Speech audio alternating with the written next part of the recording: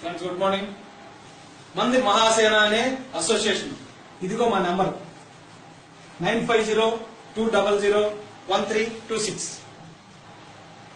ఈ మధ్య గలగూరులో యాకోబు గారు అనే ఒక పెద్ద ఆయన చనిపోవడం జరిగింది. అయితే చనిపోయిన దాని మీద గొడ్ల జగదీష్ కి ఒక పోస్ట్ పెట్టాడు. అతను చనిపోయిన శవం మీద కూడా అతను దళితుడు కాదు, బీసీసీ క్రిస్టియన్ అని చెప్పేసి ఏదో పెట్టాడు. ఒకసారి నేను క్లియర్ గా చెప్తాను. బీసీసీ అనేది నేను ఆల్రెడీ 2 వీడియోలో చెప్పాను. అది కొంతమంది నిషాడీలకు అర్థం కాలేదు కాబట్టి చిన్నపిల్లలకి చెప్పినట్టు బోర్డు తెచ్చాను. బీసీసీ అనేది ఎందుకు వచ్చింది, హిందువులు అనే వాళ్ళు ఎక్కడి నుంచి వచ్చారు, అసలు హిందూ అంటే అర్థం ఏంటి, ఈ విషయాలే కొంచెం క్లియర్ గా చెప్తాను. కొంచెం కేర్ఫుల్ గానే. మనకి టిబెట్ నుంచి మన ఇండియా, పాకిస్తాన్, ఆఫ్ఘనిస్తాన్ మీదుగా అరేబియా మహాసముద్రంలో ఒక నది కలుస్తుంది. ఆ నది పేరే ఇదే నది అనుకుందాం. ఈ నది పేరు సింధు నది.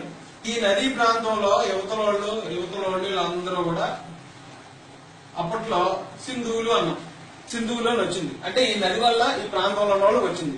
ఇది క్రీస్తు పూర్వం 3000 సంవత్సరాల నుంచి క్రీస్తు శకం 1600వ సంవత్సరం వరకు కూడా మనం సింధువులుగానే చాలామంది అయ్యాం. మనల్ని సింధువులే అన్నారు. మన దేశాన్ని, మన ప్రాంతాన్ని సింధు దేశం అన్నాం. సింధు దేశం 1600వ సంవత్సరంలో మొఘలులు మన మీదకి దండెత్తారు. మొఘలులు మన మీదకి వచ్చినప్పుడు వాళ్ళు ఈ సింధు అనే నది పేరు హిందూగా మార్చుకున్నారు. అంటే వాళ్ళ భాషలో, వాళ్ళ సౌలభ్యం కోసం వాళ్ళ భాషలో హిందూ అని మార్చారు. హిందూ అని మార్చడం వల్ల సింధు దేశం కాస్త ఏమైంది, హిందుస్థాన్ అయింది. హిందుస్థాన్ అన్నారు మొఘలులు. మొఘలులు పరిపాలించినంత కాలం అది హిందుస్థానే. అంటే ఇక్కడ ఉన్న ప్రతి ఒక్కడు హిందువే. వాళ్ళు దాదాపు 100 సంవత్సరాలు 16వ శతాబ్దం అంతా పరిపాలించి 17వ శతాబ్దం వచ్చేటప్పటికి బ్రిటిష్ వాళ్ళు మన ఇండియాలోకి ఎంటర్ అయ్యారు. బ్రిటిష్ వాళ్ళు మన ఇండియాలోకి వచ్చినప్పుడు ఇదే నదిని వాళ్ళు ఏమన్నారు, ఇండస్ అన్నారు. ఇండస్. అందుకని ఇక్కడ ఉన్న మన జనాన్ని అందరినీ ఏమన్నారు వాళ్ళు, ఇండియన్స్ అన్నారు. అంటే మనది సింధు దేశం. మొఘలులు హిందుస్థాన్ అన్నారు, బ్రిటిష్ వాళ్ళు వచ్చి ఇండియన్స్ అన్నారు. అంటే ఇక్కడ హిందువులన్నా ఇండియన్స్ అన్నా ఒకటే, ముగ్గురు ఒకటే. అంటే హిందువు అనే దాన్ని మతం అని మార్చింది ఎక్కడ మార్చారనేది కూడా మీకు ఇక్కడ క్లియర్ చెప్తాను నేను. మొఘలులు పరిపాలించే కాలంలో ఈ హిందుస్థాన్ గా చలామణి అయ్యే టైంలో మొఘలు సామ్రాట్ ఔరంగజేబు భారతీయులందరికీ, అంటే హిందువులందరికీ, హిందూ దేశంలో హిందువులందరికీ జిజియా పన్ను విధించాడు. హిందువులందరూ కట్టాలని మా ఔరంగజేబు పెట్టాడు రూల్. పెడితే అప్పట్లో ఉన్న మన బ్రాహ్మణులు, మేము హిందువులం కాదు, మాకు జిజియా పన్ను నుంచి మాకు ఎగ్జామ్షన్ ఇవ్వండి అని ఒక అప్లికేషన్ పెట్టుకున్నారు. ఎవరికి, ఔరంగజేబు. బ్రాహ్మణులు అప్పుడే అడుక్కున్నారు ఆయన ఏమని, జిజియా పన్ను నుంచి మాకు ఎగ్జామ్షన్ ఇవ్వండి, ఎందుకంటే మేము హిందువులం కాదు అని. హిందువులు కాదని దాని అర్థం ఏంటి, ఇరాన్ అనే దేశం నుంచి మనకి వలస వచ్చారు. ఇరాన్ అనే దేశం నుంచి ఇక్కడికి వచ్చారు కాబట్టి ఇలా ఇరాన్ నుంచి వచ్చారు కాబట్టి ఇక్కడ హిందువులు కాదు, అంటే ఇక్కడ ఈ దేశవస్తులం కాదు, మేము ఎక్కడో వేరే దేశం నుంచి వచ్చాం కాబట్టి మాకు జిజియా పన్ను నుంచి మాకు ఎగ్జామ్షన్ ఇవ్వండి అని అడిగారు. అలా అడిగిన బ్రాహ్మణులు మేము హిందువులు కాదు, మాకు పన్ను నుంచి ఎగ్జామ్షన్ ఇవ్వండి అని అడిగిన వాళ్ళు ఈ రోజు హిందూ ధర్మాన్ని స్థాపిస్తాం, హిందూ ధర్మ రక్షణ సమితి, హిందూ జన ఉద్ధరణ అనే కొన్ని కార్యక్రమాలను నిర్వహిస్తున్నారు. అంటే మరి అప్పుడు హిందువులు కాదన్న వాళ్ళు ఇప్పుడు హిందువులకు ఎలాగా బాసులు అయ్యారు, హిందువులకు ఎలా ఎట్లా అయ్యారు అనేది అది వాళ్ళు ఆలోచించుకోవాలి. కాకపోతే మనం ఆలోచించుకోవాల్సింది ఏంటంటే ఇది హిందువులన్నా, ఇండియన్స్ అన్నా, సింధువులు అన్నా ఒకటే. అది మతం కాదు, అది మన ప్రాంతం. మన ప్రాంతం అయినప్పుడు డాక్టర్ బాబాసాహెబ్ అంబేద్కర్ ఏం చెప్పారు, అంటరానితనం అనుభవిస్తున్న ప్రతి హిందువు రిజర్వేషన్ అర్హుడు అన్నారు. అంటరాని వారు అని ఉంది, అస్పృశ్యులు అని ఉంది. అస్పృశ్యులైన ప్రతి హిందువు అంటే ప్రతి హిందుస్థానికి చెందినోడు, అంటే ప్రతి భారతీయుడు అని అర్థం. ప్రతి భారతీయుడు రిజర్వేషన్ అర్హుడు. అంటరానితనం ఫేస్ చేస్తే నువ్వు రిజర్వేషన్ అర్హుడు అని పెట్టాడైనా. దాన్ని 1951లో నెహ్రూ గారు అని బ్యాచ్ ఏం చేసిందంటే, దళితుల్లో అప్పుడు ఎక్కువ మంది జనం ఉన్నారో ఈ జనం అందరూ క్రిస్టియానిటీలో కానీ పోయారంటే, ఆల్రెడీ ముస్లింస్ తోటి మనకు తలనొప్పుగా ఉంది, ఇప్పుడు మళ్ళీ క్రిస్టియానిటీ కూడా తయారైందంటే మనం ఈ దేశాన్ని పరిపాలించలేము అనే ఒక కాన్సెప్ట్ తోటి వాళ్ళకి ఏదన్నా చిన్న కత్తిరి పెట్టండి అని యాడ్ చేసింది. 1951లో అంబేద్కర్ ఎక్కడా పెట్టలేదు. అంబేద్కర్ నిజంగా మతం మారితే తల్లిని మార్చినట్టు, లేదా మతం మారితే దేశముడు కాదు అనుకుని అంబేద్కర్ అనుకుని ఉంటే మత స్వేచ్ఛ అనేది ఆర్టికల్ 25లో పెట్టడు. ఆర్టికల్ 25లో ఆయన ఏం పెట్టారు, నువ్వు నీ మనోప్రబోధం మేరకు నువ్వు ఏ మతాన్ని అన్నా ఆచరించు, పాటించు, ప్రచారం చేయన్నారు. అంటే దాని అర్థం ఏంటి, ఏ మతాన్నన్నా పాటించంటే మరి నీ తల్లి నువ్వు మార్చేస్తున్నావు కదా అని ఇప్పుడు మీరు అడుగుతున్నారు కదా. అంబేద్కర్ ఆ రోజే నువ్వు తల్లిని మార్చేస్తున్నట్టు అవుతుంది అనుకుంటే మత స్వేచ్ఛ పెట్టాడు కదా. అక్కడ రైట్ టు ప్రే అని ఒక క్లాస్ పెట్టాడు ఆయన. నువ్వు ఏ దేవుడినన్నా పూజించుకోవాలన్నాడు. ఆయన పెట్టిన రూల్కి మీరు మధ్యలో చిన్న తెర పెట్టారు.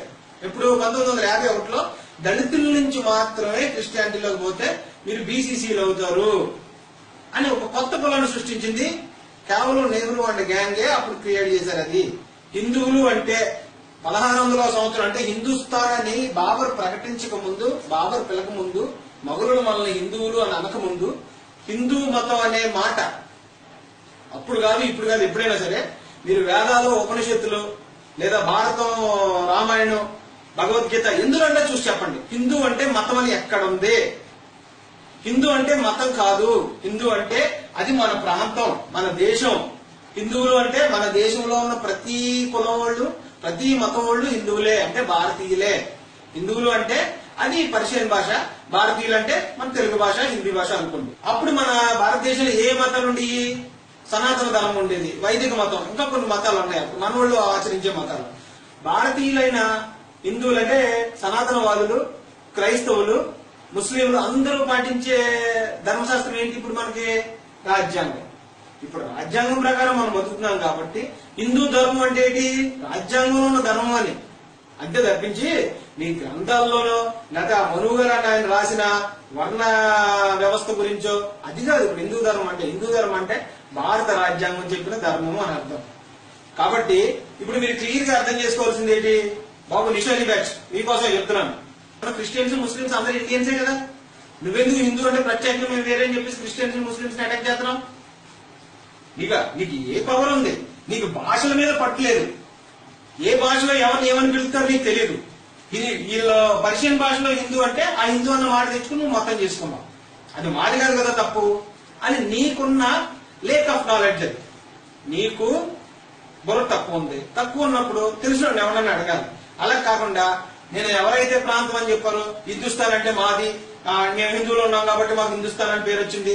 మీరు ఏం మాట్లాడతారా? మీరు అమెరికాలో ఒకడు ఉన్నాడు, నా పేరు ఏదో సమ్ పేరు రాబర్ట్. నేను ఇప్పుడు నా దేశం మీద భక్తుడు, నా పేరు అమెరికన్ అని పెట్టుకున్నాను. అమీర్ ఖాన్ కాదు, అమెరికన్. అమెరికన్ అని నేను పెట్టుకున్న తర్వాత నా పిల్లలందరినీ కూడా ఆటోమేటిక్ గా అమెరికన్స్ అన్నారు. అమెరికన్స్ అని అందరూ పేరు పెట్టుకున్నారు. కాబట్టి కొన్ని సంవత్సరాలు పోయిన తర్వాత అమెరికన్స్ అంటే మేమే, మా తాత అమెరికన్ అని పేరు పెట్టుకున్నాడు కాబట్టి మేము కూడా అమెరికన్స్, మేము మాత్రమే అమెరికన్స్, మిగతా వాళ్ళందరూ అమెరికన్స్ కాదు, మీరు బయట కొన్నట్టరా? నువ్వు అమెరికన్ అని పేరు పెట్టుకుంటేనే అమెరికన్ వే. అమెరికాలో పుట్టిన ప్రతి ఒక్కడు అమెరికనే. హిందుస్థాన్ పెట్రోలియం అని ఉంది అంటే ఏంటి? హిందువులా? అదేనా భారతదేశంది? మిగతా ఉన్న పెట్రోలియం కంపెనీలు ఏమి భారతదేశాన్ని కాదా? బీసీసీ అంబేద్కర్ పెట్టాడు. అంబేద్కర్ చెప్పిన రాజ్యాంగం పాటించండి అలా చెప్పి ప్రతి ఏదో వినండి. అంబేద్కర్ నిజంగా మీరు మతం మారొద్దు అని చెప్పి ఆయన ఉద్దేశం ఉంటే ఆయన మత స్వేచ్ఛ ఇవ్వడు. ఆయన మత స్వేచ్ఛ ఇచ్చాడు. ఏ దేవుడన్నా పాటించండి అని రైట్ టు ప్రే అనే హక్కు ఇచ్చాడు. ఇచ్చిన తర్వాత ఆపడానికి మీరెవర్రా? అది ఒక దళితులకేనా? వేరే నీ కులంలో ఎవడు ఒక్కడు కూడా క్రైస్తవుడు లేడన్న ఎదవ ఎవడన్నా ఉంటే, నా కులంలో క్రైస్తవుడు ఎవడో లేడు, మేమందరం హిందువులమే అనుకున్న ఎదవ ఉంటేనే దళితులు క్రిస్టియానిటీ కోసం మాట్లాడాడు. నీ కులంలో ఉన్న క్రైస్తవుడు నువ్వు కలుపుకుంటావు, నీ కులంలో ఉన్న క్రైస్తవుడికి నీ పిల్లలు ఇచ్చి పెళ్లి చేస్తావు. దళితుల్లో మాత్రం హిందువులుగా కాకుండా క్రైస్తవులు మాత్రం నీకు నొప్పారే కల్లారా. నేను చెప్తాను రిజర్వేషన్ అనేది కూడా ఎక్కడి నుంచి వచ్చింది చెప్తాను. అసలు మీరు రిజర్వేషన్ దేనికోసం తీసుకున్నారో కూడా చెప్తాను. ఇది కేంద్ర ప్రభుత్వం. కేంద్ర ప్రభుత్వంలో బ్రిటిష్ వాళ్ళు వెళ్ళిపోయినప్పుడు బ్రిటిష్ వాళ్ళు సంఘానికి బ్రిటిష్ వాళ్ళు పక్కన ఉన్నది ఎవడరా? దళితుడే ఉన్నాడు. దళితుడు ఉన్నాడా? ముస్లిం ఉన్నాడా? క్రైస్తవుడు ఉన్నాడా? ఒకే ఒక వర్గం ఉంది. బ్రిటిష్ వాళ్ళు వెళ్ళిపోతున్నప్పుడు వాళ్ళ సంఘనాలుతున్న వర్గం ఉంటుంది. వాళ్ళు వెళ్ళిపోతున్నప్పుడు అధికారం చేజిక్కించుకున్నది కూడా వాళ్ళే. వాళ్ళు ఏం చేశారు చెప్పనా? ఇది కేంద్ర ప్రభుత్వం. ఇక్కడ వాళ్ళ రాజ్యాంగం వెళ్ళి కూర్చున్నారు, కుర్చీలో కూర్చున్నారు. కూర్చున్నప్పుడు అప్పటికే వర్ణ వ్యవస్థ అని ఒకటి ఉంది. అది బ్రిటిష్ వాళ్ళు రాకముందు పెద్దగా లేదండి, మనం పట్టించుకోలేదు. మొఘలుల సామ్రాజ్యంలో హిందువులు అందరూ ఒకటే. బ్రిటిష్ వాళ్ళు వాళ్ళ టెక్నిక్ ఏంటి? విభజించి పాలిద్దామని వచ్చారు వాళ్ళకి. కానీ అప్పటికే మనం విభజించిపోయి ఉన్నాం. వీడు శూద్రుడు, ఈడేమో బ్రాహ్మణుడు, ఈడేమో క్షత్రియుడు అని మనమే 100 రకాలుగా విడిపోయి ఉన్నాం. ఆడి తెలివితేటలకి ఏం చేశాడు? మనం ఇలా ప్రత్యేకంగా విడగొట్టక్కర్లేదు, వీళ్ళు అసలే తెంగరాయాదోళ్ళ ఉన్నారు, వీళ్ళు ఆల్రెడీ విడిపోయి ఉన్నారు, కాకపోతే వీళ్ళ ధర్మశాస్త్రం ఏంటో చూసి దాన్ని మన అధికారంగా ప్రాక్టీస్ చేస్తే సరిపోతే ఎల్ల కొట్టుకు చెప్తారని వాళ్ళు ఏం చేశారు బ్రిటిష్ వాళ్ళు, మను ధర్మశాస్త్రాన్ని హిందూ మత ధర్మశాస్త్రంగా ప్రకటించారు. ఎవరో బ్రిటిష్ వాళ్ళు. ఎందుకు? విడిపోయి కొట్లాడుకుని చెప్తే పరిపాలించడం ఈజీగా ఉంటది కాబట్టి. ఈ ప్రభుత్వంలో మన వాళ్ళు కూర్చున్న తర్వాత ఇక్కడ ఎలా ఉన్నాయి మన పెట్లు? ఇది బ్రాహ్మణులు, క్షత్రియులు, తర్వాత వైశ్యులు, వైశ్యాస్, ఓకే, శూద్రాస్ అంటే శూద్రులు, అతిశూద్రాస్, కింద వచ్చింది అన్టచబుల్స్. ఇన్ని పెట్టారు మీరు. గవర్నమెంట్ నుంచి ఈ అగ్ర కులాలు, ఆధిపత్య కులాలు, పెద్ద పుడింగులు అని చెప్పుకునే ప్రతి ఒక్కరికి కూడా కొన్ని రిజర్వేషన్లు ఫిక్స్ చేసి పెట్టారు. ఆ రిజర్వేషన్ ఏంటి చెప్తానేనండి. భూములన్నీ మీకే రిజర్వ్ అయి ఉన్నాయి. ఈ కింద శూద్రాల దగ్గరికి కొన్ని వచ్చి ఉండొచ్చు, కానీ ఈ అతి శూద్రాల దగ్గర అన్టచబుల్ దగ్గర అసలు భూములే లేవు. భూములకి మీదే రిజర్వేషన్. దీని తర్వాత దేవాలయాలు అన్ని మీరే రిజర్వ్. దేవాలయాల్లో, దేవస్థానాల్లో ఉన్న పెద్ద పెద్ద తోపులందరూ మీరే. వ్యాపారాలు, హాస్పిటల్, స్కూళ్ళు ఇవన్నీ మీకు ఆల్రెడీ రిజర్వ్ చేసి పెట్టారు. మీకు ఇవన్నీ మీ దగ్గర ఉన్నాయి. బ్యాంకులు మీ దగ్గర ఉన్నాయి. ఈ బ్యాంక్ కూడా ఏం చేస్తున్నాడు? ఈ అన్టచబుల్స్ కో, శూద్రులకో లోన్ ఇవ్వడాడు. డబ్బులు కట్టినా కూడా లోన్ ఇవ్వడం. అదేం చేస్తాడు? మీకే ఇస్తాడు లోన్లు. వీడి దగ్గర మేమందరం పెట్టిన డబ్బులు బ్యాంకుల్లోకి వెళ్తాయి. ఈ బ్యాంకుల దగ్గర నుంచి వచ్చే డబ్బులు మీ దగ్గరకు వచ్చి ఈ వ్యాపారాలన్నీ చేసుకుంటారు. బ్యాంకుల్లో ఉన్నవాడు ఎవడో, బ్యాంకుల్లో చైర్మన్ పదవుల్లో ఉన్నవాడు ఎవడో ఉన్నారా? దళితులు, లేకపోతే శూద్రులు ఉన్నారా, అతిశూద్రులు ఉన్నారా? బ్యాంకుల దగ్గర అప్పనంగా డబ్బులు తీసుకుని వ్యాపారాలు చేస్తారు. ఈ డబ్బులు మాకిస్తే మేము చేస్తాం వ్యాపారాలు. మేము మీకంటే పుడికిలో అవ్వగలుగుతాం. మాకు అవకాశం ఎవరు? ఎందుకు? ఇవన్నీ మీకు రిజర్వ్ చేసి పెట్టున్నారు. ఈ మీ రిజర్వేషన్లు ఇవి. అవి రిజర్వేషన్లు కాదా? వీటి వల్ల కాదా మీరు పెద్ద తోపులను పెంచి బిళ్ళపేస్తున్నది? భారతదేశంలో దాచుకున్న ప్రతి రూపాయిని మీరు వాడుకుని దానినే మీరు డబ్బులు సంపాదించి మీరు పెద్ద తోపులు, మాకేదో రిజర్వేషన్లు వచ్చి చదువులు ఆటలు అంటున్నారు. మీరు అన్నం తింటున్నారా? గడ్డి తింటున్నారా మీరు? మాకు ఇచ్చారు రిజర్వేషన్. ఏంటి? శూద్రులకు లేదు, అతిశూద్రులకి అన్టచబుల్స్ కి ఇచ్చారు. ఏమిచ్చారు రిజర్వేషన్ లో? చదువులోని, ఉద్యోగాలు. ఇంతే కదా మీరు ఇచ్చిన రిజర్వేషన్లో? లేదా మీకున్న భూములు ఏమైనా పంచి ఇచ్చారా? ఎవరికన్నా 200 ఎకరాలు ఉన్నవాడు ఎవడన్నా 100 ఎకరాల్లో 100 మందికి పంచి ఇచ్చారా? అది మీ బాబులో లేదా మీ తాతలు పైనుంచి పుడుతున్నప్పుడే పట్టుకుని రాలేదు కదా. అయ్యి ఇక్కడ భూమే కదా, అది మన దేశందే కదా. ఎప్పుడో అప్పనంగా వీళ్ళందరూ తింగరోళ్ళు చేసి అప్పనంగా మీ తాత ముత్తాతలు రాయించుకున్నాయి కదా. అవి కాదా? అవన్నీ మీరు రిజర్వేషన్లో లేవా? మీరు పెట్టుకున్న రిజర్వేషన్లు ఇచ్చే గాడి గుడ్డు ఇదంతా 27% అంట అతిశూద్రులకి. అంటే బీసీలలో అతిశూద్రులు అంటే బీసీలు, అన్టచబుల్స్ అంటే ఎస్సీలు, ఎస్టీలు. వీళ్ళకి ఎంత ఇచ్చారు? 15% ఒకటి, 7.5% ఒకటి.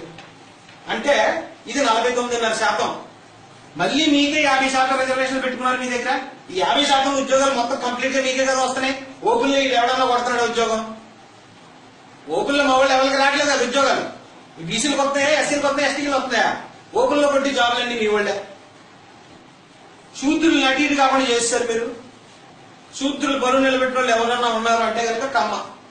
అది ఎన్టీఆర్ ఒకసారి గర్జించడం వల్ల మనకు అధికారం అట్లీస్ట్ మన ముఖ్యమంత్రులను అవ్వగలుగుతున్నాం.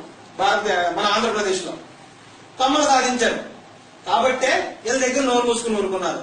కేంద్రాన్ని ఎదిరించిన ప్రతి ఒక్కరు ముఖ్యమంత్రి అయ్యాడు. ఇంకా కాపుని ముందు అతిశూద్రుల్లో ఉంచారు, రిజర్వేషన్ ఇచ్చడానికి. అలాంటిది మళ్ళీ దీనికి ఎందుకు మీకు ప్రాబ్లం వచ్చింది తెలీదు. వాళ్ళు మళ్ళీ శూద్రుల్లోకి తీసుకెళ్లి పెట్టారు. అంటే వాళ్ళకి రిజర్వేషన్ లేవు. ముందు రిజర్వేషన్ ఇచ్చింది మీరే, మరి తీసేసింది మీరే. ఇప్పుడు వాళ్ళు కొడతారు దెబ్బ, దెమ్మ తిరిగి మైండ్ బ్లాక్ అయిపోయి దెబ్బ కొడతారు ఈ ఎలక్ట్రికల్. ఇప్పుడు మీరు ఇచ్చి ఈ తొక్కల రిజర్వేషన్ కోసం మేము రిజర్వేషన్ల మీద ఆధారపడి బతుకుతున్నాం, మీరేమీ తీసుకోవట్లేదు అని మీ యదవ ఫీలింగ్.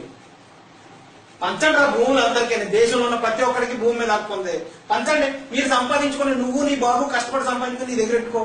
మిగతాదంతా అప్పనంగా మీ తాత రాయించుకుందాం చూసావా? పంచ అందరికీ. రిజర్వేషన్ ఎవరికి కావాలా? 2 ఎకరాల భూమి ఉంటే రిజర్వేషన్ తో పని లేదు ఎవరికైనా. భూములన్నీ మీ దగ్గర పెట్టుకుని రిజర్వేషన్ అన్నా అయిపోయింది. ఇది అయిపోయింది కదా బాబు. బీసీలో మీకు ఆల్రెడీ 27% రిజర్వేషన్ ఉంది. మీలో కొంతమంది ఉన్నారు వాళ్ళకి 27% రిజర్వేషన్ మేము తీసుకోవట్లేదేమో అనుకుంటున్నారు. వాళ్ళు ప్రతి మాటలో కూడా దళితుల మీద పడుతున్నారు. దళితులే రిజర్వేషన్ మీద ఆధారపడి బతుకుతున్నారు. దళితులు రిజర్వేషన్ ఎందుకు? మీరెందుకు మీ కాలేజ్ చేతులు బాగానే ఉన్నాయి కదా అని నీతి కబుర్లు చెప్తున్నారు కొంతమంది బీసీలు. దయచేసి అలా అర్థం చేసుకోండి. నువ్వు బీసీ అంటే పొడుగు కాదు, దళితుడు అంటే పొట్టి కాదు. దళితుడు, బీసీలు, శూద్రాసు, వైశ్యాసు, క్షత్రియాసు, బ్రాహ్మణ్స్ అందరూ మన దేశం వాళ్ళమే. ఈ కథ ఉంది చూసారా, ఈ కథను మర్చిపోండి. అందరం ఒకటే. గవర్నమెంట్ 10 సంవత్సరాలే ఇవ్వమని చెప్పింది. అంబేద్కర్ 10 సంవత్సరాలే రిజర్వేషన్ ఇవ్వమన్నాడు. తర్వాత రెన్యువల్ చేసి ఎవడరా? ఎవడు అడిగాడు రెన్యువల్ చేయమని? రెన్యువల్ ఎందుకు చేస్తున్నారు మీరు? మీరు ఈ రిజర్వేషన్ అట్లీస్ట్ ఇది చాలీచాలన ఆహారం అన్నా పెడుతున్నారు కాబట్టి ఆకలితో ఉన్నా సరే వీళ్ళు ఎలాగ సగం అర్ధాకలి తీరితే చాలు అని చెప్పేసి వెయిట్ చేస్తున్నారు. ఎవరు? అతిశుద్ధులు, అన్టచబుల్స్ కాదు. మీరు ఇది పెట్టడం ఆపేయండి, రిజర్వేషన్ ఇవ్వడం ఆపేయండి. మొత్తం ఈ గ్యాంగ్ ఎంత ఉంది? దాదాపుగా 50% బీసీలు, 25% దాకా ఎస్సీలు, ఎస్టీలు అన్ని కలుపుకుంటే దాదాపు 80% ఉన్నారండి. నువ్వు రిజర్వేషన్ ఆపేసిన మరుక్షణం రివర్స్ లో వస్తారు నీకు ప్రభుత్వం మీదకి. వీళ్ళు ఒక్కసారి కనుక ప్రభుత్వం మీదకి వచ్చే కుర్చీలో కూర్చున్నారా, మళ్ళీ ఆ కుర్చీ చుట్టుపక్కల ఛాయలకు కూడా కనిపించవు. నువ్వు దానికి భయపడి వీళ్ళు ఎక్కడైతే రిజర్వేషన్ ఇవ్వకపోతే తిరగబడి గవర్నమెంట్ మీదకి వస్తారో అని నువ్వు రిజర్వేషన్, నామమాత్రపు రిజర్వేషన్. అది ఓన్లీ చదువు ఉద్యోగాల్లోనే, రాజకీయ పదవుల్లో లేవు, ముఖ్యమంత్రి పదవుల్లో లేవు, ప్రధానమంత్రి పదవికి లేదు. ఓన్లీ మీరు ఇచ్చేది తొక్కలోని ఉద్యోగాల్లోని, చదువులోని. ఇంత క్లియర్ గా మీరు ఇన్ని దొబ్బేస్తా భారతదేశం మీ అబ్బ సొత్తు అన్నట్టు ఇన్ని దొబ్బేస్తా మాకు ఇచ్చే రిజర్వేషన్ గురించి మాట్లాడుతున్నారా? మళ్ళీ ఇందులో అన్టచబుల్స్ మళ్ళీ క్రిస్టియన్స్ అంట. ఇలా క్రిస్టియన్ ఇంకో దేవుడిని అనుకుంటే వీళ్ళు బీసీసీలో కూర్చోరంట. ఇలా మీ అమ్మ పెనిమిటి రాదా ఈ దేశం? మీరు ఏమైనా అక్కడి నుంచి వచ్చినప్పుడు పట్టుకొచ్చారా? మీ దేశం నుంచి వచ్చినప్పుడు మీకు అవసరమైనప్పుడు మీరు హిందువులు కాదంటారా? మీకు అవసరమైనప్పుడు హిందూ ధర్మాన్ని రక్షిస్తారంటారా? మీరు ఎక్కడి నుంచి వచ్చారా? మీరు ఎక్కడ ధర్మాన్ని రక్షించడానికి? హిందూ అంటే హిందూ దేశం, నేను హిందువుని. అది దేశం, అది జాతి రాలి దాన్ని మతం చేసి. ఇప్పుడు సనాతన ధర్మం ఉంది, అది ఎప్పుడు బిఫోర్ క్రైస్ట్ నుంచి ఉంది, క్రీస్తు పూర్వం నుంచి ఉంది. సనాతన ధర్మం అతి ప్రాచీన ధర్మం. అది ఆ ధర్మానికి 1600వ సంవత్సరంలో మన మొఘలు వచ్చిన తర్వాత వచ్చిన హిందూ అన్న మాటని దాన్ని తగిలించి ఆ ధర్మాన్ని ఇప్పుడు కొత్త ధర్మం చేశారా? అంటే 1600వ సంవత్సరంలోనే పుట్టిందా హిందూ ధర్మం? అంటే క్రీస్తు పూర్వం నుంచి ఉంది ఆ ధర్మం. అది నా ధర్మం. అది కులాలని మతాలని ఎంకరేజ్ చేయలేదు, అందరూ సమానం అని చెప్పింది, ప్రతి దాంట్లోనే దేవుడు ఉన్నాడని చెప్పింది. అది నా ధర్మం. ఆ ధర్మాన్ని మీరు కాపాడుతున్నారా? ధర్మ సంరక్షణ సమితులు లేదా ధర్మ పరిరక్షణకి ఏం పెడతారా మీరు? మా ధర్మాన్ని మీరు పరిరక్షించేదేంటి? ఒకటే చెప్తున్నాను ఏంటంటే, నేను క్రైస్తవులకు చెప్తున్నాను ఒక మాట. క్రైస్తవులకి దళితులకి, దళితులకి క్రైస్తవులకి please note this point. BCC అన్నారు. బీసీసీ అంటే దళితు నుంచి క్రైస్తవుడు, దళితు నుంచి క్రైస్తవుడు అయిన వాడే బీసీసీ. రాజ్యాంగం ఏం చెప్పింది? నువ్వు అంటరాని వాడు అయితే, అంటరాని హిందువు అయితే నీకు రిజర్వేషన్. నువ్వు అంటరాని హిందువు అయితే నీకు రిజర్వేషన్. అర్థమైందా? హిందూ అంటే ఏమనుకున్నాం మనం? భారతీయుడు. నువ్వు భారతదేశంలో ఉంటూ అంటరాంతాలు అనుభవించావు అంటే నీకు రిజర్వేషన్ తీసుకోరా ఎర్రి పప్ప అని చెప్పాడు మన దేవుడు డాక్టర్ బాబాసాహెబ్ అంబేద్కర్. నువ్వు ఏ మతంలో ఉండరా? ఆయన మత సైట్స్ ఇచ్చారు. నువ్వెందుకు నాకు క్రిస్టియన్ మతం అని రాసుకోడు? క్రిస్టియన్ అంటే మతమా? ఎక్కడుంది బైబిల్లో? క్రిస్టియన్ మతం కాదు కదా, అది మార్గం. అది మనం వేసే మార్గంలో నడుపుతావు, నీకు హక్కు ఉంది. లేదా బుద్ధుడు బోధనలో నడు, లేదా ఇంకోటి చేయి.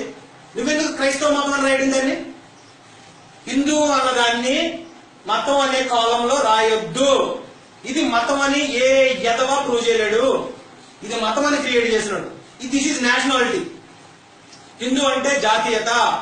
నేషనాలిటీ అనే కాలంలో, జాతీయత అనే కాలంలో హిందూ అని రాయి. హిందూ, నువ్వు హిందూ దేశ వాసుడు. నువ్వు నీకు కులం అడిగాడు, ఎస్సీ రాసుకో.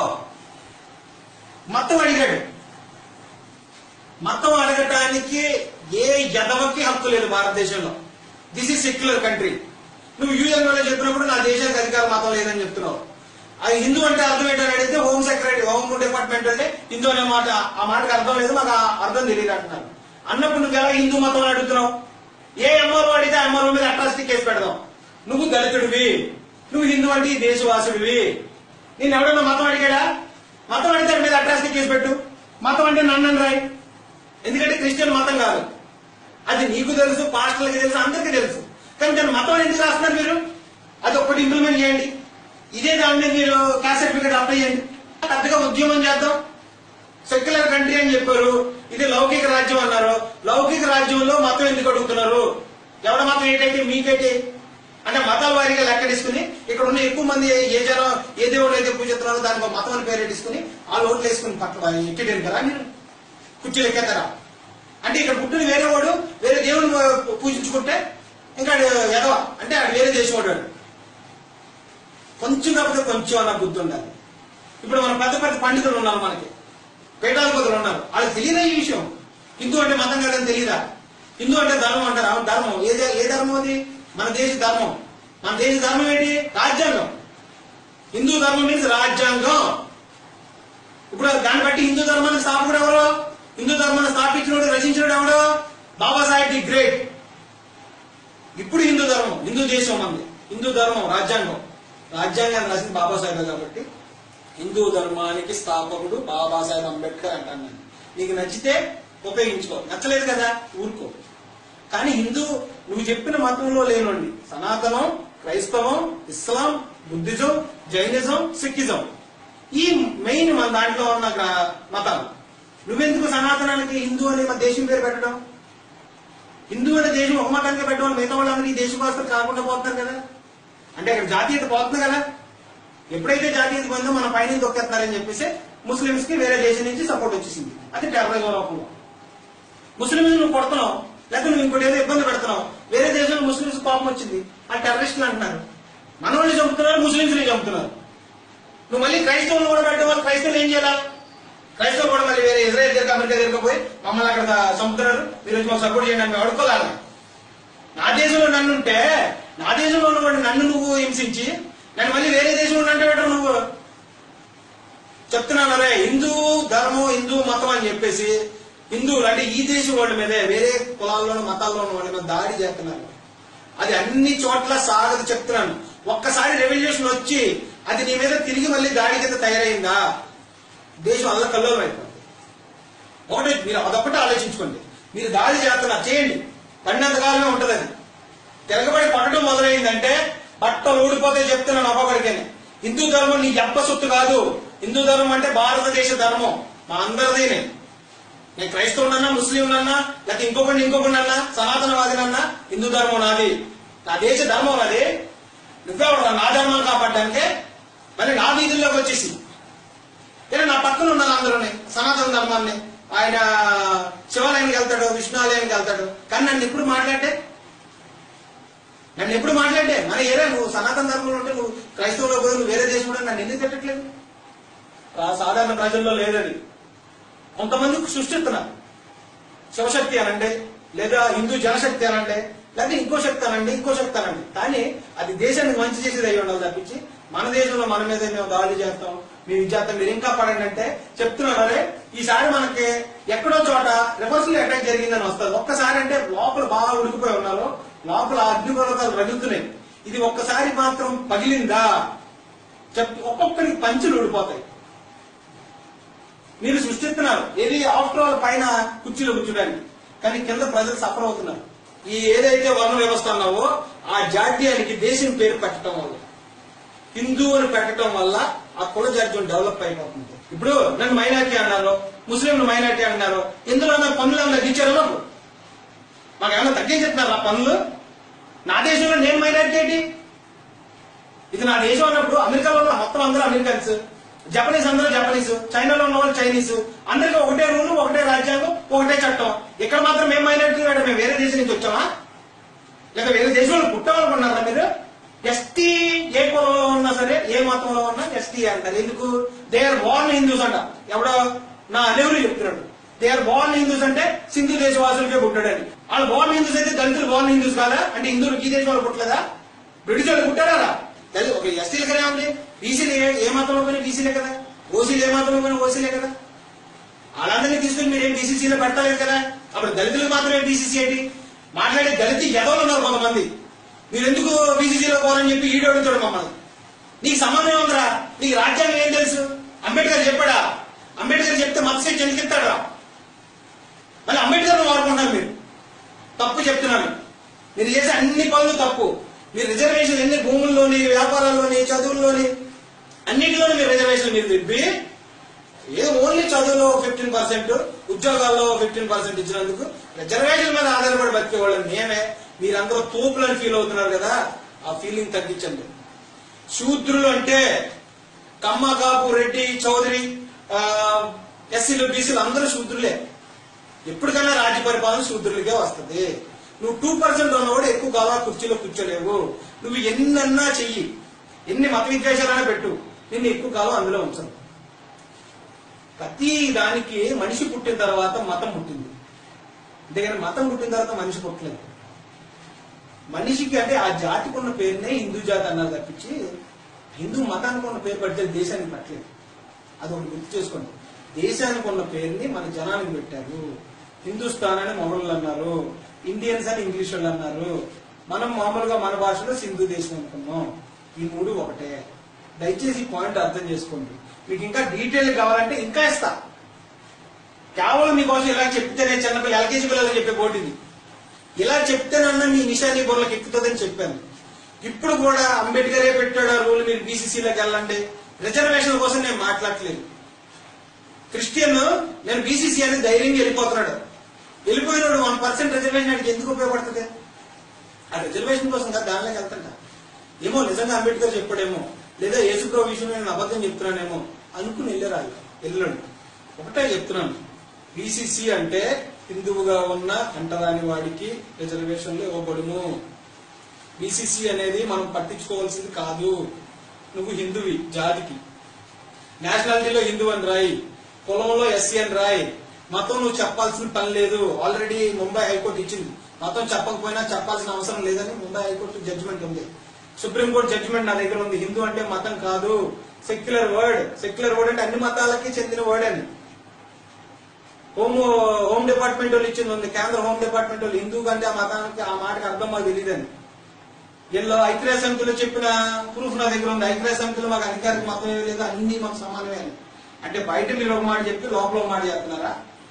హిందూ ఇప్పుడు క్రిస్టియన్ అంటే మతం కాదు, క్రిస్టియన్ మతం కాదు అన్నప్పుడు జీసస్ ను పూజిస్తున్నారు. జీసస్ ను పూజిస్తుంటే నీకు రిజర్వేషన్ లేవని మీరు జీసస్ మీద వెళ్ళేశారా? ఆ మాట ధైర్యంగా చెప్పండి ప్రపంచానికి. మేము జీసస్ ని ఇక్కడ వెళ్ళేసాం, జీసస్ నమ్ముకున్న వాడు ఆంక్షలు విధిస్తాం అని మీరు ధైర్యంగా చెప్పండి ప్రపంచానికి.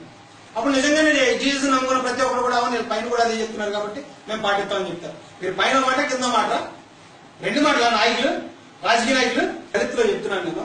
బీసీసీ సర్టిఫికెట్లు ఉన్న వాళ్ళు కానీ, లేదా దొంగతనంగా చర్చిలకు వెళ్ళి మేము ఇదని చెప్తే, క్రిస్టియన్ అని చెప్తే మా రిజర్వేషన్ పోతాయి, పిల్లల భవిష్యత్తు పాడైపోద్దని భయపడుతున్న ప్రతి ఒక్కరికి చెప్తున్నాను. నుంచి మనకున్న వాళ్ళే ఎక్కడ కావాలంటే అక్కడికి వచ్చే సపోర్ట్ మన దగ్గర ఉంది. కాబట్టి దయచేసి మీరు ఎవరైనా మనం సుప్రీంకోర్టు దాకా వెళ్లాల్సిన పని ఉంది. మనం జనాన్ని గ్యాదర్ చేసి మన వాదనని కేంద్ర ప్రభుత్వానికి, అవసరమైతే ఐక్యరాజ్య సమితికి కూడా వినిపించాల్సిన అవసరం ఉంది. ఎందుకంటే ఇక్కడ మనం ఇంకా మనం వెలువేయబడి ఉన్నాం. దళితులుగా మనం వెలువేయబడి ఉన్నాం. క్రైస్తవులుగా మనం మైనారిటీలు అనిపించుకుంటున్నాం. అది కరెక్ట్ కాదు. కాబట్టి వీలైనంత వరకు మహాసేనకి మీరు సపోర్ట్ చేయండి. మహాసేనలో మెంబర్లుగా జాయిన్ అవ్వండి. మీరు మా వెనకాతల నుండి మాకు మోరల్ సపోర్ట్ ఇవ్వండి. మేము ఎక్కడి వరకైనా వెళ్తాం. సుప్రీంకోర్టు కాదు, ఐక్యరాజ్య సమితి దాకా వెళ్ళడానికి మేము రెడీ. ఐక్యరాజ్య సమితిలో కూడా ఈ విషయాలు లేవనెత్తే అవసరం అయితే, కానీ సుప్రీంకోర్టు అంటే అది ఆల్రెడీ 2-3 సార్లు చెప్పింది. చేతులెత్తి మొక్కాల్సిన స్థానం ఉందండి సుప్రీంకోర్టు అంటే. సుప్రీంకోర్టు మనకి న్యాయం చేస్తారు. మనం సుప్రీంకోర్టు దాకా వెళ్ళి ఫైట్ చేయాలి. మన బలం అంతా చూపించి ప్రభుత్వాల మీద దెబ్బలాడాలి. ఏ కులానికి వెళ్ళింది మా కులానికి ఎందుకు అని ఈ కాన్సెప్ట్ గురించి ఆలోచించి దయచేసి మహాసేన సపోర్ట్ చేసి మహాసేనలో గ్రూప్ లో మెంబర్లుగా జాయిన్ అవ్వండి. జాయిన్ అయితే మన బలం ఎంత ఉందో తెలుస్తుంది. ఓకేనా? జై భీమ్, జై భారత్, జై మహాసేన.